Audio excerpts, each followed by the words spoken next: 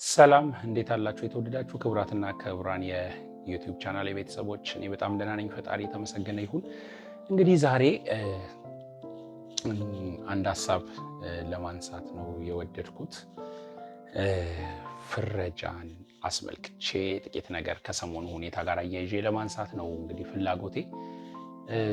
ብዙ ጊዜ ሰዎች የሆነን ሀሳብ ወስደው የሆነ ነገር ስር መቀርቀር መወተፍ በጣም የተለመደ ነገር ነው። እኔ በጣም ይገርመኛል እንደውምና ለምንድን ነው ይሄንን የምናደርገው ብዬ ሳስብ አንዳንድ ጊዜ ሰዋዊ ባህሪያችን ይሆን ይሄንን ያስደረገን ብዬ እንዳስብ ያደርገኛል። ምክንያቱም እንደ ሰው ነገሮችን የምናይበት አቅጣጫ ልክ መሆንና አለመሆን የምንመዝነው እኛ ካለንበት ቦታ ከመሆኑ ጋር ተያይዞ ይመስለኛል። እኛ ያለንበት ቦታ የትም ሊሆን ይችላል። ነገር ግን እኛ ያለንበት ቦታ ነገሮችን ልክ አያደርግምም፣ ስህተትም አያደርግም። ይልቁን እንደውም ነገሮች ስህተት እንዲሆኑ ወይም እንዳይሆኑ ከማድረግ በላይ ያለንበትን ቦታ እንድናመዛዝን ነው ሊያደርገን የሚገባውን ብዬ ማስበው። ግን ደግሞ ብዙ ጊዜ እኛ የምናደርገው ምንድነው? ሰዎቹ ያለንበትን ቦታ አይተን የምንወስደው እርምጃ የሆነ ነገርየውን በቀኛ ያለንበት ቦታ ልክ እንደሆነ አድርገን ነውና ይሄ ነገር ግን ተገቢ አይደለም። ሰሞኑን ልብ ብላችሁ ካስተዋላችሁ በእግር ኳስ ምክንያት የተነሳ ሰዎች የሆነ አይነት ጽንፋስ ይዘው ነገሮችን ሲያዩ አየሁኝና በጣም ተገረምኩኝ። እውነት ለመናገር እግር ኳስ ማየት ኃጢአት ነው እንዴ ወይስ ደግሞ የተረገመ ያሰኛል የሚል ጥያቄ ለራሴ ጠየቁ።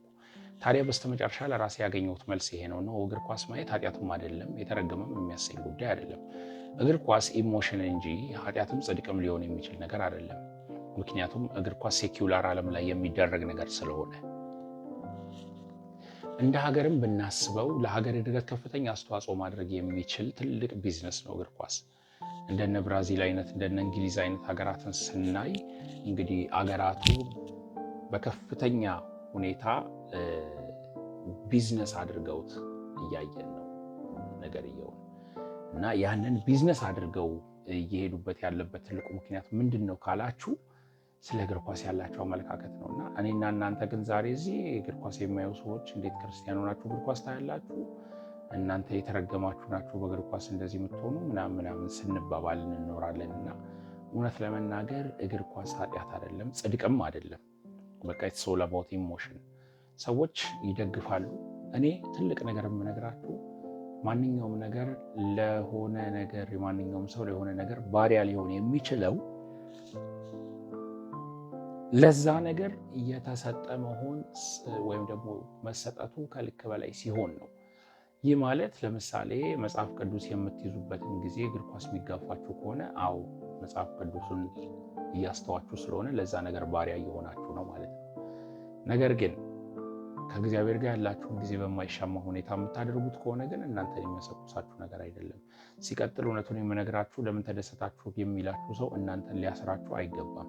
ምክንያቱም በእርግጠኝነት ያ መንፈሳዊ ሰው ከእናንተ መንፈሳዊ ነኝ ብሎ በማሰቡ ብቻ ከእናንተ የተሻለ ሊመስል ይችል ይሆናል እንጂ ብዙውን ጊዜ ከእናንተ የባሰ ኃጢአተኛ ሆኖ የሚገኘው ያ ሰው ነው።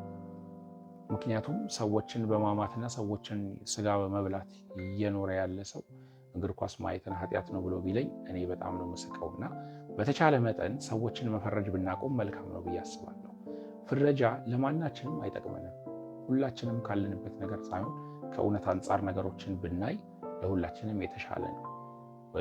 እኔ ነገሮችን እኔ ከቆምኩበት ሁኔታ ብቻ ይቼ እውነት ነው የምል ከሆነ ነገርየው ያቺ የ9ና የ6 ቁጥሯ ክርክር ነው የመጣው።